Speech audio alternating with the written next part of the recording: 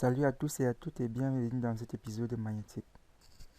Dans la précédente vidéo, nous avons vu comment modéliser en 3 dimensions les zones de dépôt crétacé en y intégrant les différentes failles de bordure.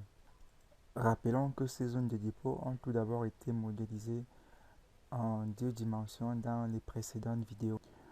Ce modèle de dépôt 3D a ensuite été intégré au modèle de socle dominant dans la zone d'étude. Par la suite, un modèle de profondeur a ensuite été élaboré. D'abord en 2 dimensions, comme vous pouvez le voir ici, puis en 3 dimensions. L'objectif étant de pouvoir apprécier la variation de profondeur à l'intérieur de ces zones de dépôt, comme présenté sur ce modèle. Alors dans cette vidéo, nous allons voir les étapes essentielles à l'élaboration d'un modèle géologique complet par couplage des modèles géophysiques aux données géologiques de terrain. Alors notons qu'en géologie comme dans bien d'autres domaines, un modèle est un véhicule indispensable qui permet à un observateur l'appréhension de la réalité physique. Il faut donc s'interroger un peu plus en détail sur la chaîne qui permet de passer des données d'observation à l'image que l'on se fait de la scène géologique d'une zone donnée. Ce que nous devons également savoir, c'est que la réalisation de modèles géologiques uniquement à partir des données d'observation pose un certain nombre de problèmes, notamment liés au fait que les données de terrain correspondent à des observations ponctuelles.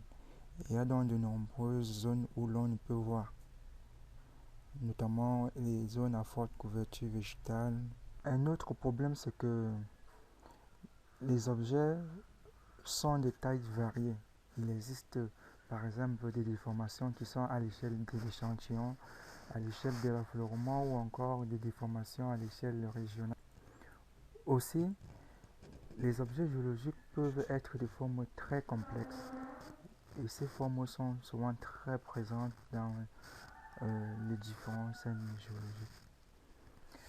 Alors au regard de tous ces problèmes, il est évident qu'un géologue ne saurait élaborer un modèle géologique de précision uniquement à partir des données d'observation ponctuelles. Ceci est un exemple de modèle géologique élaboré à partir d'une interpolation manuelle des données d'observation. Ce modèle a été construit pour une zone se trouvant dans une tectonique cassante. On peut donc voir que les contours lithologiques sont beaucoup trop nets pour une telle zone. Et il est difficile de faire une reconstitution de l'état des choses initiale à partir, n'est-ce pas, de l'analyse structurelle qui a été effectuée. Ceci notamment parce que les données structurales proviennent notamment de mesures structurales ponctuelles. Donc on peut donc voir que peu importe la distribution dans l'espace de points d'observation, il est vraiment difficile de faire une interpolation manuelle assez juste. Aussi et surtout lorsque la surface d'investigation est importante. Et encore, lorsqu'on se trouve dans des régions forestières et autres. En tectonique cassante, un modèle géologique est un ensemble constitué d'un système de failles et des unités lithologiques. À la base de ce type de modèle se trouvent généralement une ou plusieurs formations de socles. Associées à ces formations de socles, on retrouve généralement en surface des formations de surface et aussi associées au socle d'autres formations en intrusion ou en inclusion. C'est donc l'ensemble de ces éléments qui seront assemblés pour élaborer un modèle géologique à la fin de l'exercice. Nous allons donc utiliser ce cheminement pour élaborer un modèle géologique à l'échelle 1 sur 75 000 associé aux limites de nos différents jeux de données. Notons que pour notre cas, Certains de ces phases ont déjà été effectués dans nos précédentes vidéos, notamment le système de faille que voici interprété dans nos précédentes vidéos. Notons que c'est un système à deux régimes. On a un régime distancief et un régime décrochant. Nous avons également interprété des formations de surface, notamment des zones de dépôts crétacés et autres formations volcaniques tertiaires.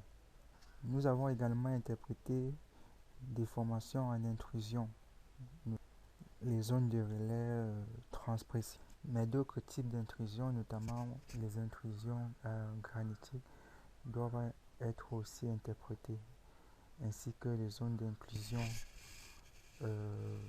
d'amphibolites, comme cela avait été observé sur le terrain. Et c'est ces deux phases-là qui feront l'objet de la prochaine vidéo. Rappelons que le traitement associé aux données géophysiques varie en fonction du type d'information qu'on souhaite mettre en évidence, comme nous avons eu à préciser tout au long de ces épisodes magnétiques. C'est la raison pour laquelle un modèle ne se construit pas en une phase, mais se construit en plusieurs étapes. Dans la prochaine vidéo, va porter sur comment élaborer un modèle de formation en intrusion, notamment les intrusions granitiques ainsi que les zones d'inclusion. Sur ce, je vous dis merci et à très bientôt. C'est la fin de cette vidéo. N'oubliez pas d'aimer cette vidéo, de vous abonner et de partager cette vidéo dans vos différents réseaux sociaux. Surtout, n'hésitez pas pour tous vos besoins de logiciels, de tutoriels ou encore de formation dans l'utilisation de logiciels de géosciences. Vous pouvez toujours contacter GSDG. Merci et à très bientôt pour une prochaine vidéo.